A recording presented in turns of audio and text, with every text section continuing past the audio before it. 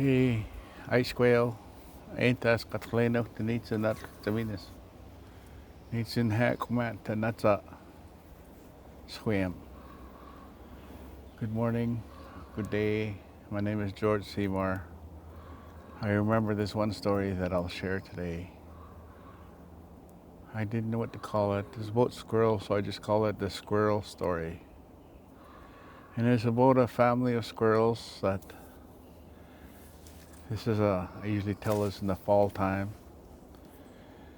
The squirrels had a meeting the night before, and they talked about harvesting, leaving the next morning early, daybreak, having their first meal of the day before they left. And everybody was there, and they all understood what was going to happen the next day. So everybody went to sleep. All the squirrels went to sleep.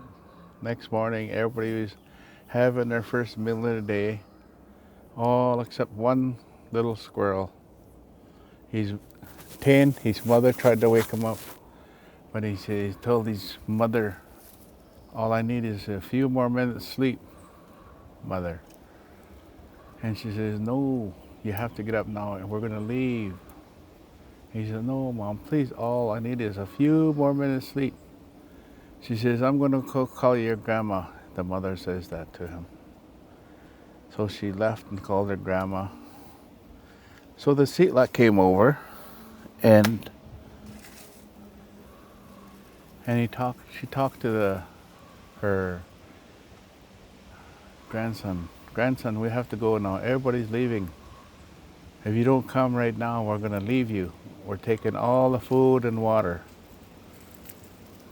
And he just says, "Oh, Grandma, all I need is a few minutes sleep." "Okay, we're leaving you." So they all left. The whole community of squirrels, family of squirrels left. And these few minutes turned into hours. He woke up near high noon. He was hungry, he was thirsty. He looked around, and there was no food, no water. His mother said they were taking everything. His grandmother said they were taking everything. And so after he walked around, looked for something to eat or drink, nothing. So he left on the trail. And he wasn't gone long, and all of a sudden he meets up with the whole family, community of squirrels. And the grandmother asks him, "Tell, where are you going, Emia? Where are you going, grandson?" "Oh, I'm going to do my share of the work. I have to do my share of the work." And they said, "No, we're going home because it's too hot now. So why don't you just come home with us?" He says, "Oh no, Grandma, I want to do my share of the work." And she said, "Well, make sure you don't go past the boundary." And he says, "Oh no, Grandma, I know what's on the other side of that boundary. I will never ever do that." And she says, "Make sure you're in before dark." He says, "You don't have to worry about me, Grandma. I know this land like the back of my hand, so you don't have to worry about me. I know what I'm doing."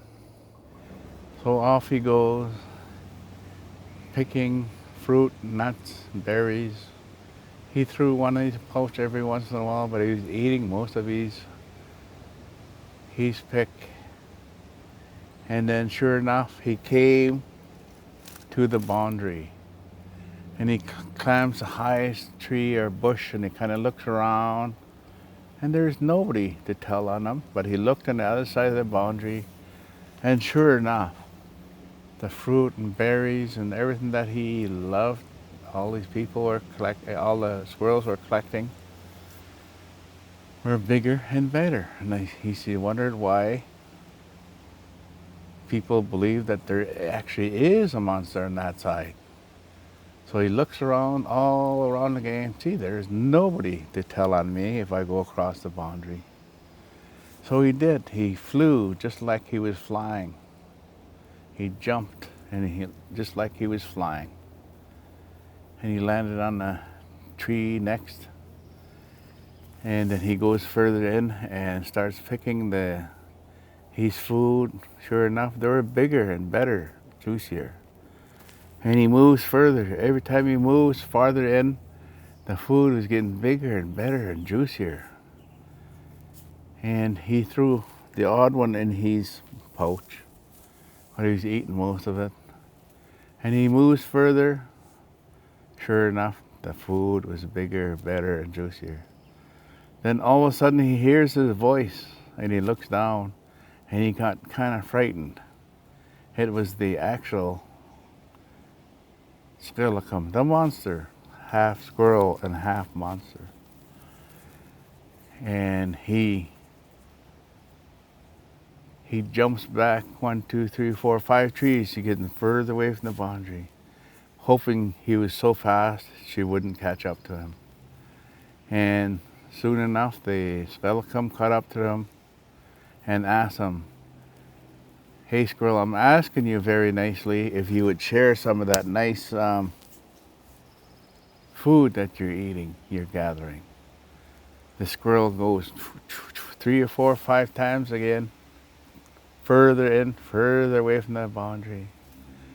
And the voice caught up even faster and said, "Squirrel, I'm asking nicely, if you don't share any of that nice food that you're gathering, I'm going to catch you and I'm going to eat you." And he was gone. And he tried